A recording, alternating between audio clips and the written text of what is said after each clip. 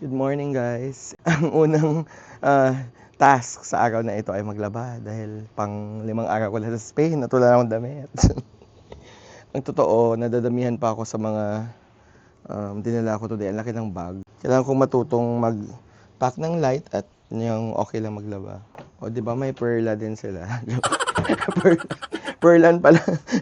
Mali. So dahil konti lang. Ay, ano ka? Okay na ba to? Eto. Lagi ko dito, left.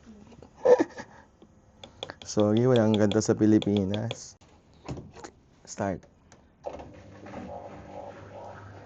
O, diba? O, anyway. Ang ganda ng view. Second time ko makakita ng araw dito sa Spain. Bilang yung, diba, nang Madrid ako, puro cloudy until the last day. Ayan. Panning. Today, I'm excited. We're going on a day trip to San Sebastian. So, yun yung ipa-follow niyo ako today. Pero sana, ano man ako. Anong Tagalog ng halay. Mag-halay man ako. See you later.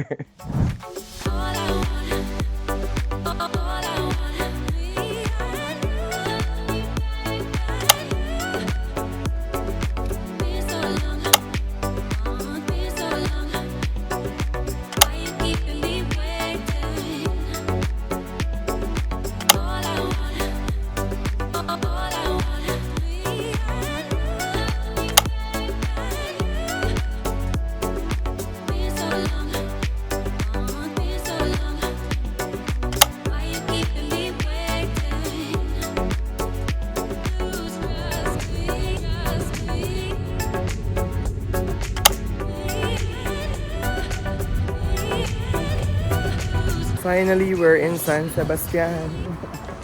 Ang swerte ko, guys.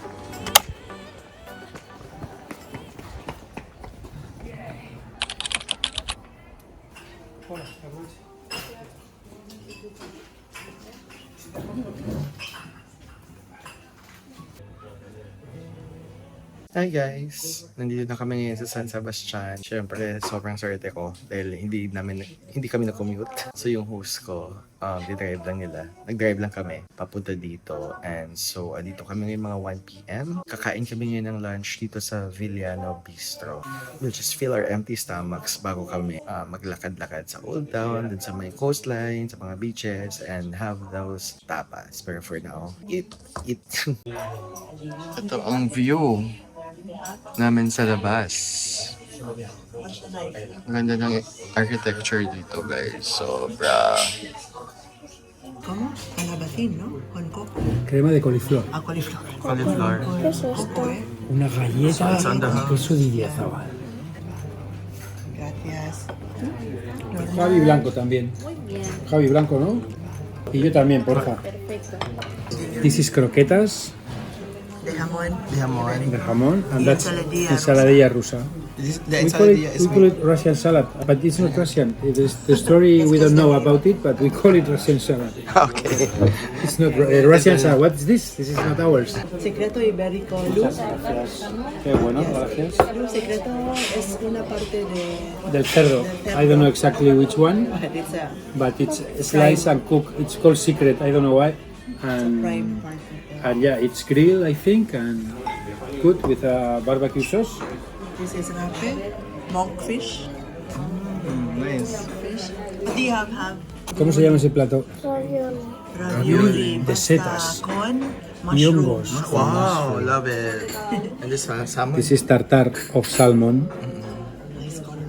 with, I don't know, cheese. Looks like a painting. A few moments later. So ayun, kakatapos na namin mag-lunch. Perfecto. Alright, Javi? Kaya perfecto. Javi? Perfect. Yes. Ay, magandang pala siya mag-English. Spanish pa. But, yeah, that's what I love about Spain, guys. Like what I told you. Chill lang pag nag-lunch. Hindi mamadali. Nag-lunch kami dito, mga past 12 na.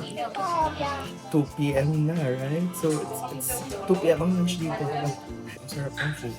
Ito, food ko ba na naman ako, but I'm excited because after this, kape-kape lang kami. Walang nagmamadali. After this, punta na kami sa beach, Old Town. Old Town, and then La Concha. La Concha.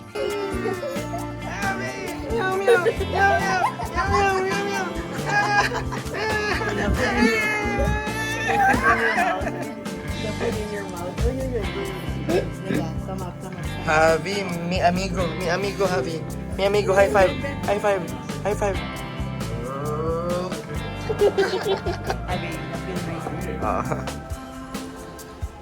Javi is now playing football because football is very popular here in Spania. Oh.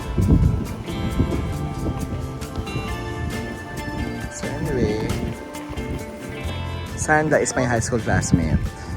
Yun pala ang hindi ko na ikwento sa inyo. She's my host here and she's partners with Oscar, who's from Victoria Justice, and their son is Javi.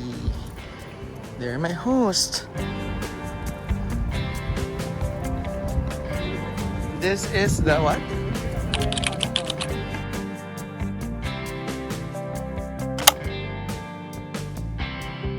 Pastor means the one taking care of the Shepherd. shepherd. Good shepherd. Good Shepherd Church. Wow. Right now we're on our way to the old town, but I think Javi wants to play. Go Javi. Ayan, Oscar. Okay, Javi. Okay, pass to me, Javi. Ayun, sorry. Hindi ko malatoka eh. Sorry. Hindi ako marunong mag-soccer, guys. No more, no.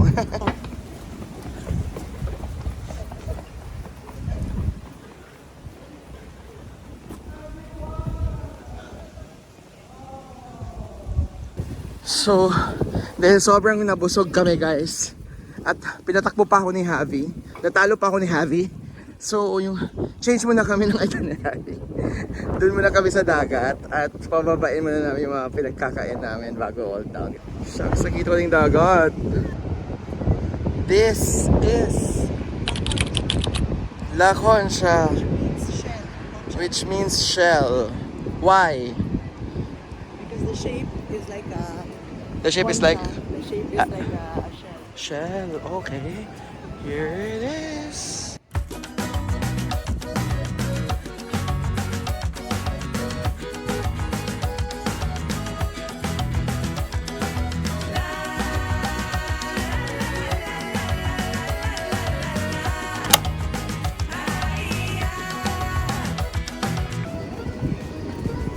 This music is like Woody Allen movie, no?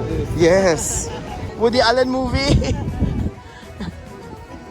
Someplace in Europe. Yes. Here's Woody Allen.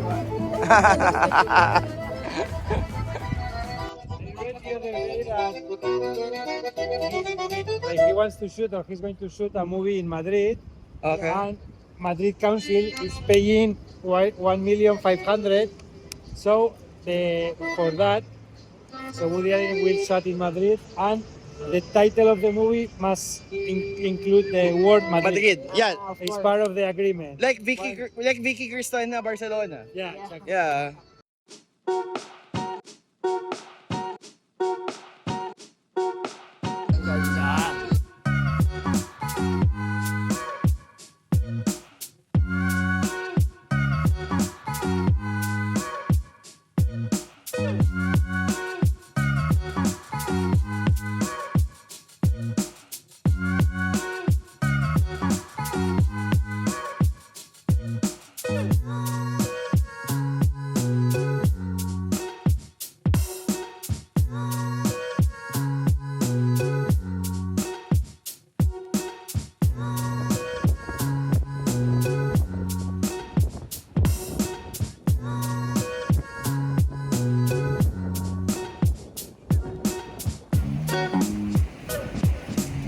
What is this, The council, Oscar? the council of the city. Oh, so that's a working building? Yes. Like the city, there's the... I guess they have offices here, but mainly I guess is the, I don't know how you say, the Oh. representative building. The representative. I don't think all the offices are here because it's small for San Sebastian. What is that, Oscar? Sacred Heart. Sacred Heart? sculpture, Yes. Yeah. Sagrado Corazon on top of the mountain. port of San Sebastian.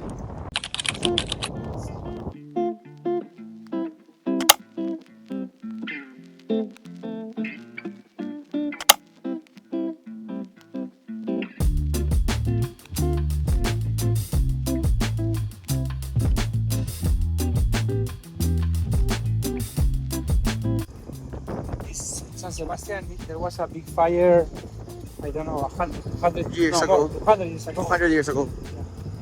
So that's why, for example, Victoria, the kind of buildings are older than here, but here they get burned. Oh, that's They why. are only 100 years old or 150. something like that.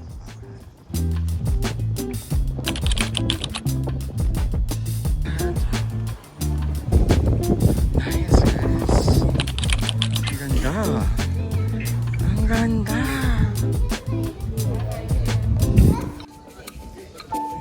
So, andito na kami sa Old Town, yung sinasabi ni Oscar kanina. And sabi nila, itong spot na to ang perfect picture-taking spot. Kasi tingnan nyo naman, pinapagitnaan ng mga old buildings. Ang sa gitna, may church na old church. Na hindi ko alam kung ano, pero aesthetic. Kaya magpapapicture ako dito. So this is Casa Alcalde. That's Alcalde, like Mayor. The mayor house. Mayor's Yes, house. It's called the mayor house. It's a famous pinto. Yeah, it's one of the oldest in here in San Sebastian in the old part. And they have all these carteles of bullfights, how you say, the posters of all bullfights there on the wall. Can we look or no? Okay, let's look. Oh.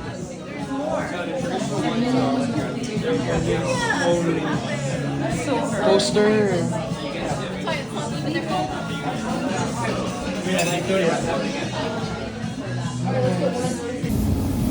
Social lang cleaning truck, guys. Diba?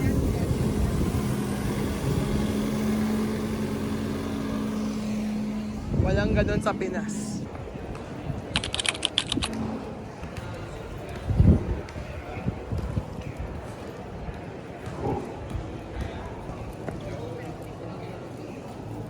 Diba yung bagets?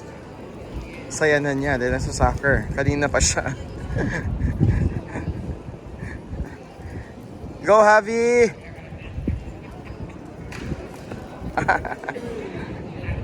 I love it.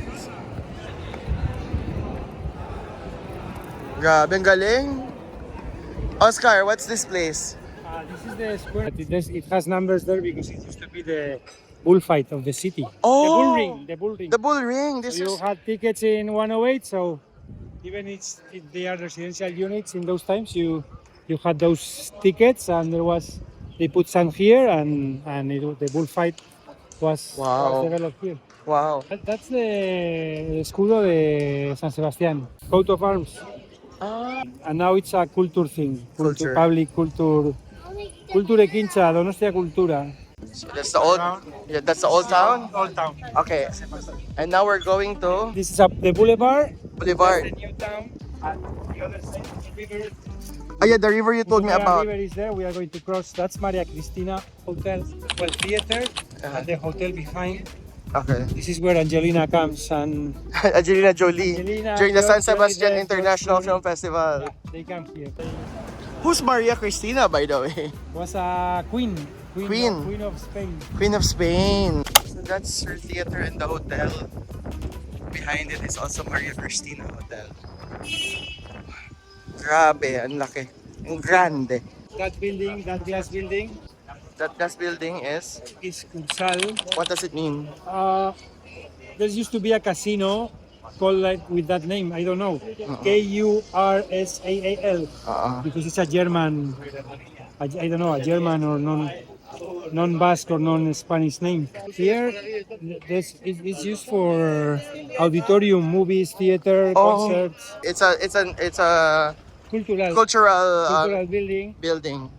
You have the whole year. You have concerts, movies. This building, there was an architectural contest. Yeah, and finally Rafael Moneo, which Spanish architect Pritzker Prize. He won this contest. He wanted to do like 2 racks at the end of the river. It was really polemic because San Sebastian, I don't know, they like this French type architecture. Or some people likes this kind of cake buildings, and franchise style and all this, and he came with this super abstract building. And Wow. there was a big polemic in San Sebastian, but I think right now everyone assumes and everyone likes the solution. This is the river Urumea.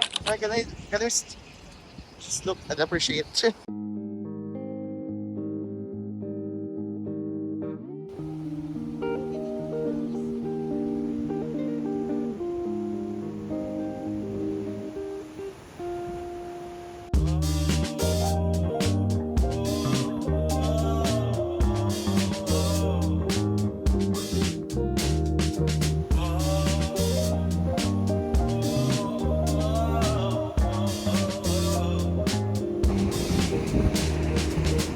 So another beach.